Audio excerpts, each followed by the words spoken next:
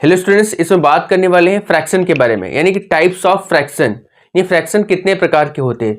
तो इस वीडियो में हम लोग टोटल 13 टाइप के फ्रैक्शन पढ़ने वाले हैं। तो चलिए स्टार्ट करते हैं। सबसे पहले हम ये जानते हैं कि फ्रैक्शन होता क्या है, उसके बाद फ्रैक्शन के टाइप क्या है और हर जो टाइप है वो एक दूसरे से डिफरेंट कैसे है, उसकी डेफिनेशन क्या होगी या उससे रिलेटेड जो की पॉइंट्स होंगे वो क्या होंगे, साथ में उसके एग्जांपल्स क्या होंगे। ये सब बातों को हम लोग इस वीडियो में डिस्कस करेंगे। तो चलिए स्टार्ट करते हैं। सबसे पहले जानते हैं फ्रैक्शन क्या होता है। जो फ्रैक्शन होता है उसके दो पार्ट होते हैं। फ्रैक्शन के दो पार्ट होते हैं।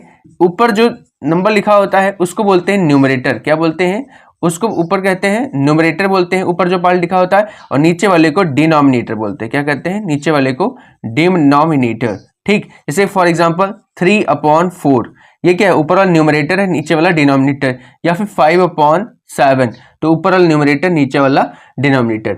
या फिर नॉर्मल नंबर 3 लिखा है तो 3 के नीचे अपन 1 कर सकते हैं, तो ऊपर न्यूमरेटर, नीचे क्या हो जाएगा? डिनोमिनेटर। तो ये होता है फ्रैक्शन। फ्रैक्शन के दो पार्ट होते हैं, न्यूमरेटर एंड डिनोमिनेटर। जो ऊपर का पार्ट होता है उसे न्यूमरेटर, नीचे वाला क्या बोलते हैं? उसको डिनोमिनेटर। अब हम लोग बात करते हैं इसके टाइप्स के बारे में। इस वीडियो में लोग 13 टाइप्स आपको फ्रैक्शन के बताएंगे। चलिए स्टार्ट करते हैं। सबसे पहला है प्रॉपर फ्रैक्शन। प्रॉपर फ्रैक्शन क्या कहता है कि numerator is less than the denominator. Less than means होता है कि कम होगा। कौन सा? यानी न्यूमरेटर डिनोमिनेटर से छोटा होगा। अब से फॉर एग्जांपल 3/4।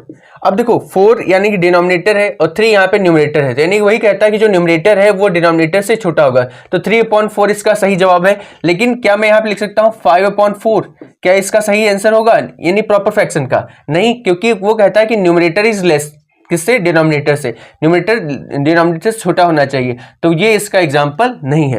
नेक्स्ट, क्या मैं लिख सकता हूं 1/7? हाँ, क्योंकि भाई न्यूमरेटर छोटा है किससे? डिनोमिनेटर से। सो ये एग्जांपल हो गया। नेक्स्ट बात करते हैं इम्प्रॉपर फ्रैक्शन। इम्प्रॉपर फ्रैक्शन क्या कहता है? Numerator is greater than. Greater यानी कि बड़ा होना चाहिए किससे बच्चों?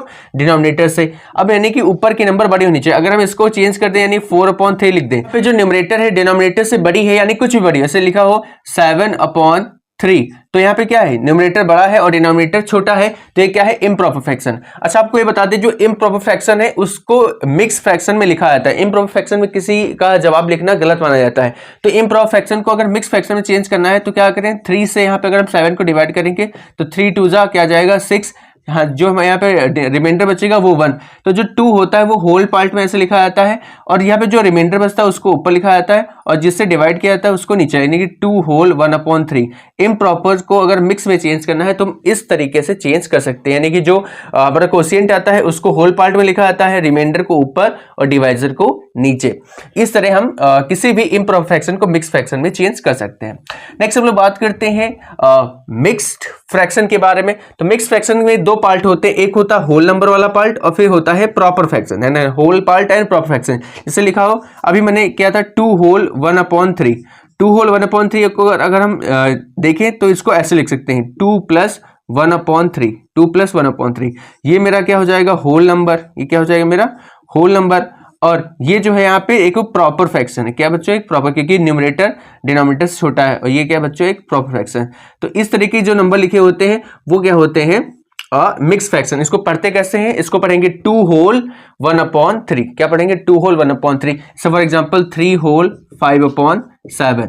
3 होल 5/7 किसका एग्जांपल है? मिक्स फ्रैक्शन का एग्जांपल। नेक्स्ट बात करते हैं लाइक फ्रैक्शन। लाइक फ्रैक्शन का जो स्पेशल चीज है कि इसके जो डिनोमिनेटर होते हैं वो सेम होते हैं। अब चाहे दो फ्रैक्शन लो, उनको बताना हो लाइक है कि अनलाइक या 2 से अधिक, इससे कोई मैटर नहीं करता है। इससे लिखा है 3/4, 5/4, 11/4। अब यहाँ पे क्या है? जो डिनोमिनेटर है वो सेम है। देखो इस सब में क्या है? 4 4 है, यानी कुछ भी हो सकता है। यहाँ 4 लिया, अब कुछ भी हो, तो ये सारे क्या कहलाएंगे? Like fraction.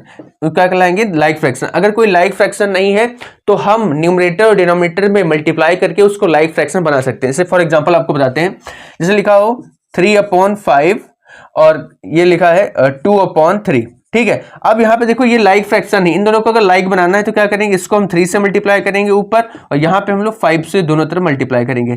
तो जो आंसर आएगा 3 3 जा 9/5 3 जा 15, और यहाँ पे 5 2 जा 10, और ये 5 3 जा 15। अब यहाँ पे देखो ये दोनों लाइक फ्रैक्शन में कन्वर्ट हो गए। तो इस तरह किसी को लाइक फ्रैक्शन अगर नहीं है तो इसको आप बना सकते हैं, लेकिन लाइक फ्रैक्शन में क्या होना चाहिए? उसके डिनोमिनेटर सेम होने चाहिए।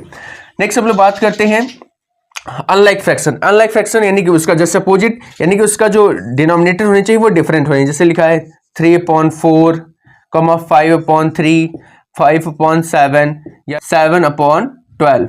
ठीक है, तो इस तरह यहाँ पे देखो क्या है, सबके जो डिनोमिनेटर्स है वो डिफरेंट डिफरेंट है, इसलिए क्या है बच्चों, अनलाइक फ्रैक्शन है। ओके, नेक्स्ट बात करते हैं इक्विवेलेंट फ्रैक्शन। इक्विवेलेंट फ्रैक्शन क्या होता है कि अगर उनको हम सिंप्लीफाई करेंगे तो वो सेम वैल्यू देंगे, यानी कि इक्वल वैल्यू देंगे। ठीक है, अगर जो भी फ्रैक्शन को सिंप्लीफाई करेंगे तो सेम वैल्यू देंगे। जैसे कि मान लीजिए लिखा हो 2/4, ठीक है, 4/8, 6/12, 9/18, ऐसे ये फ्रैक्शन दिए जाए और आपसे कहा जाए कि ये बताइए इक्विवेलेंट फ्रैक्शन है या नहीं। अब देखो 2 से डिवाइड करो, 2 1 जा 2, 2 2 जा 4, 4 1 जा 4, 4 2 जा 8, 6 1 जा 6, 6 2 जा 12, 9 1 जा 9 2 जा 12, यानी इन सब का जो वैल्यू आया है वो क्या है, 1/2। सब का वैल्यू क्या है, सेम है। तो ये सारे चारों के चारों यानी फ्रैक्शन जो होंगे वो क्या होंगे, इक्विवेलेंट फ्रैक्शन को क्या बोलेंगे बच्चों, इक्विवेलेंट फ्रैक्शन।